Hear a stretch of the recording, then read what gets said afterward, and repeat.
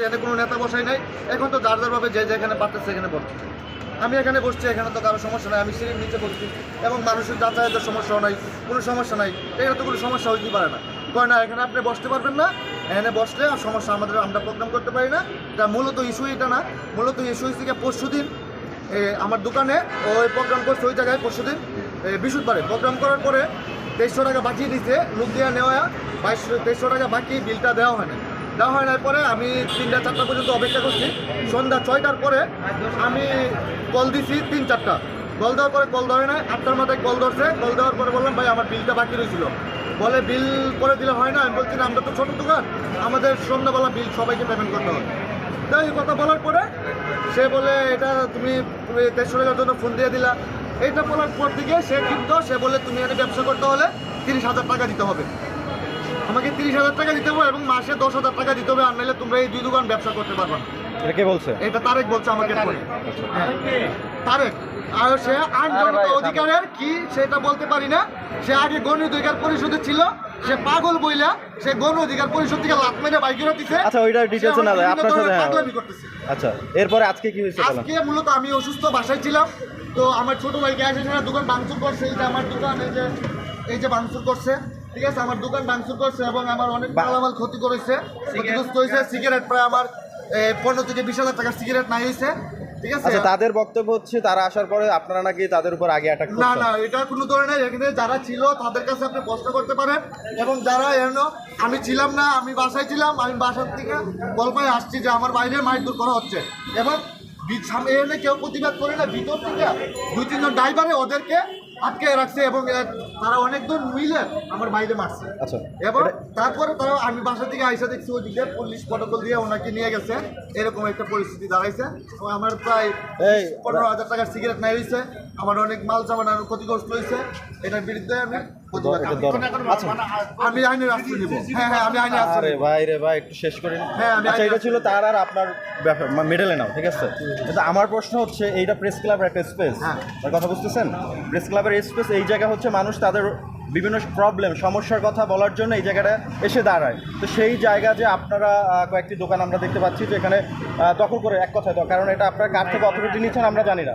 আর প্রথমে জানতে চাই যে অথরিটিটা আপনারা এখানে যে বসছেন, অথরিটি কে দিয়েছে? অথরিটি কেউ দেয় নাই, আমি নিজের থেকে বসছি এবং নিজের দায়িত্বে বসছি। মানে নিজে থেকে বসছেন, মানে এটা ইলিগালি? হ্যাঁ, ইলিগাল, মানে লিগালি বসেন নাই। আমি আপনাকে বলি, লিগালি, আপনি লিগালি যদি বসেন, আমি আপনাকে বলি লিগাল যদি বসেন তাহলে আপনি বাংলাদেশে ফুটপাত অভাব নাই। এই 2টা দোকানের সমস্যা। হ্যাঁ ভাই, ওইটা তো ওটা আপনার না। বাংলাদেশে এই সাইডে পুরো দোকান আছে, আপনি বাংলাদেশ এই 2টা দোকানের সমস্যা কি? ভাই না, ফুটপাত বাংলাদেশ অনেক আছে, বিষয়টা তেমন না। এই জায়গায় কি কাজ? এইটা হচ্ছে মনে করেন আমার এই জায়গায় কাজ, সামনে সব জায়গা আছে, এই সারা জায়গা আছে। এই জায়গায় এটা তো আমার দোকানটা কোথায়? আগের পরিস্থিতি না, আগের পরিস্থিতি এভাবে ছিল না, আগে এভাবে ছিল না। এখন হচ্ছে আমার না, আমি যেটা জানতে চাচ্ছি, আপনাদের থেকে কেউ কোনো ভাড়া নিচ্ছে কিনা? কোনো ভাড়া নিচ্ছে না, আপনারা নিজের মতো করে নিজের স্বাধীন এখানে বসছেন। প্রেস ক্লাবের যে অথরিটি আছে এখানে, প্রেস ক্লাবের কর্তৃপক্ষ রয়েছে, তারা আপনাদের কোনো বাধা দিয়েছে কিনা? হ্যাঁ, বাধা দিয়েছে। তারপর আপনারা কেন এখানে আসেন? আমরা বুঝছি, আমরা গরিব মানুষ, আমরা কোথায় যাবো? আমরা তো একটা কর্ম করে খেতে হবে। আমরা যদি কর্ম না করি, আজকে আমরা রাস্তায় নামতে হবে, রাস্তায় ওই ছুটি দিয়ে টান দিতে হবে। আমার যখন পকেটে টাকা থাকবে না, তখন তো আমার মাথা নষ্ট থাকবে। তখন তো যে কোনো কেউ আমরা টান দিতে পারবো। আপনারা যুক্তি দিচ্ছেন যে আপনারা গরিব বিধায় আপনারা এখানে বসছেন। হ্যাঁ, আমরা তো আর আপনি কি মানেন যে এই জায়গাটা যেটা বসছেন এটা ইলিগাল? এটা কি মানেন? হ্যাঁ, আপনি লিগেল আনলিগেল, আমি আপনাকে বলি লিগেল। আমি কোথায় বসছি? আমি কি মানুষের যাতায়াতের সমস্যা করছি?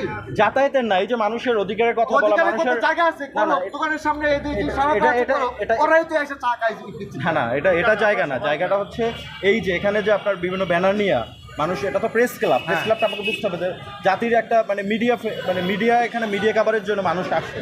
তো সেই জায়গাটা স্পেসটা আপনার অনেক মানুষই অভিযোগ দিচ্ছে, আপনার যারা এখানে বিভিন্ন সমস্যা নিয়ে আসে তারাও কিন্তু বলছে। সেই জায়গা থেকে আপনারা এখন আমি যেটা জানতে চাচ্ছি, ইলিগাল বা লিগালি কিনা? আপনারা বলতেছেন আপনাদের কোনো অথরিটি না এখানে দেয় না, কেউ বসতে বলে না, আপনারা নিজের থেকে বসছেন।